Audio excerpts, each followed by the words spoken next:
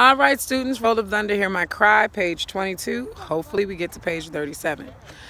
Today I'm reading outside as my children play and you get your homework done. As I returned from my trip to her desk, I noticed that the first grader is anxiously watching the disappearing pile.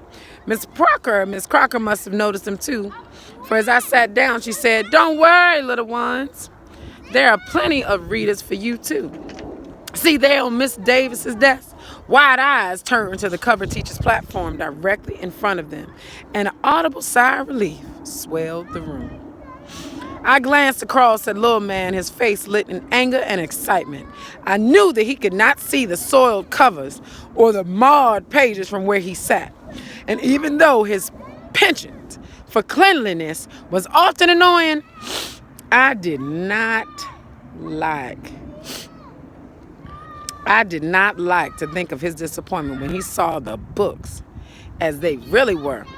But there was nothing that I could do about it. So I opened my book to its center and began browsing through the spotted pages. Girls with blonde braids and boys with blue eyes stared up at me. Should the literature sometimes reflect the people that are reading it? I found a story about a boy and his dog in a cave and began reading while Miss Crocker's face droned on monotonously,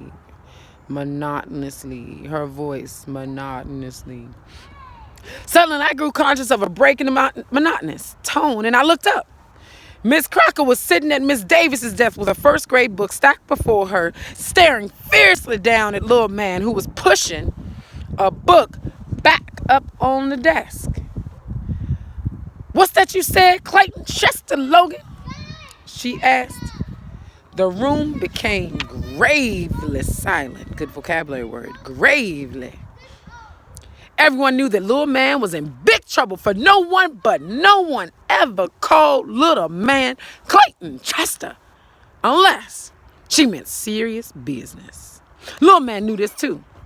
His lips parted slightly as he took his hands from the book. He quivered, but he did not take his eyes from Miss Crocker. I said, "May I have another one, please, ma'am?" he squeaked. "That one's dirty." "Dirty!" Miss Crocker echoed, appalled by such temerity. She stood up, gazing down upon little man like a bony giant, literary device. But little man raised his head and continued to look into her eyes. "Dirty? And just who do you think you are, Clayton Chester? Here's the county is giving us these wonderful books during hard times, and you're going to stand there and tell me that these books too dirty? Now you take that book and get nothing at all." Little man lowered his eyes, said nothing as he stared at the book.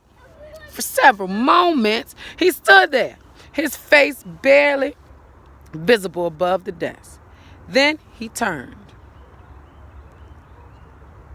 He turned and looked at the few remaining books and seeming to realize that they were as badly soiled as the one Miss Crocker had given to him.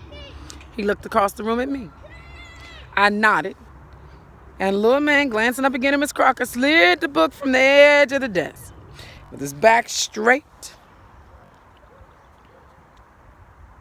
and his head up, returned to his seat. Miss Crocker sat down again.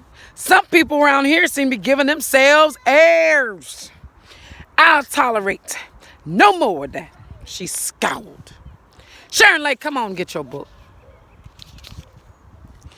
I watched little man as he scooted into his seat beside two other little boys. He sat for a while with a stony face looking out the window, then evidently accepting the fact that the book in front of him was the best that he could expect, he turned and opened it.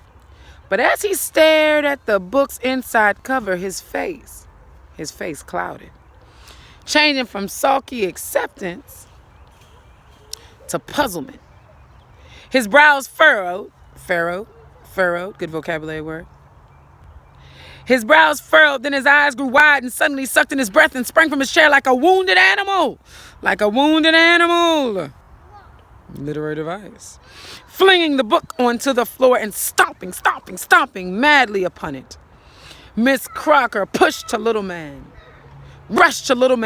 and grabbed him up in powerful hands. She shook him vigorously, then set him on the floor again. Now, just what's got into you, Clayton Chester? But little man said nothing. He just sat there staring down at the open book, shivering with indignant anger. Pick it up, she ordered. No, defied little man. I give you 10 seconds to pick up that book, boy, or I'ma get the switch.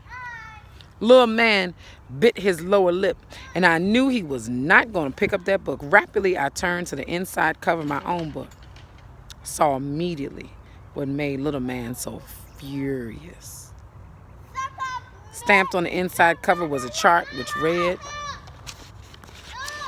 1st September 1922, new, white.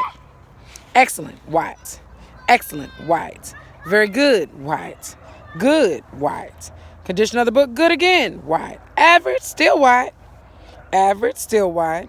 Average, still white. Now it was poor finally in 1931.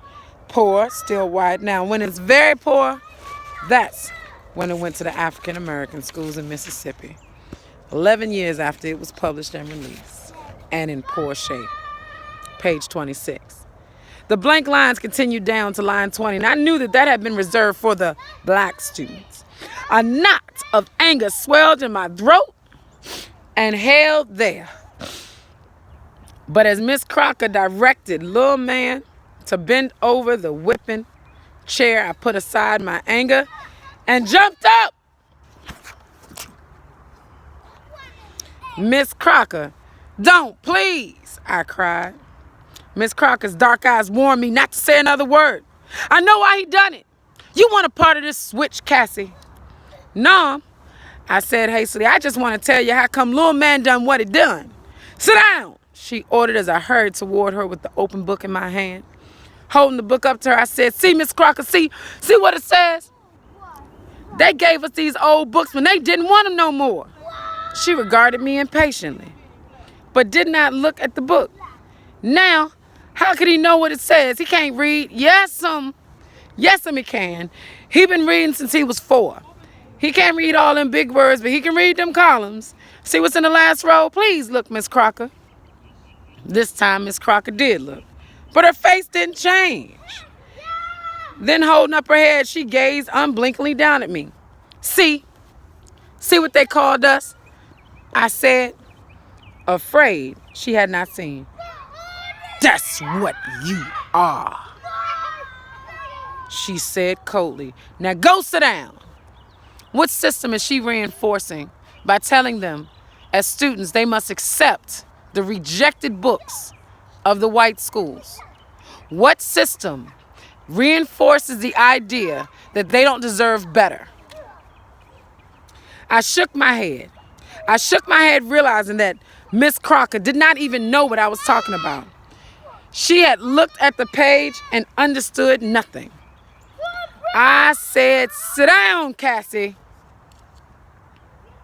I started slowly toward my desk, but as the hickory stick sliced the tense air, I turned around.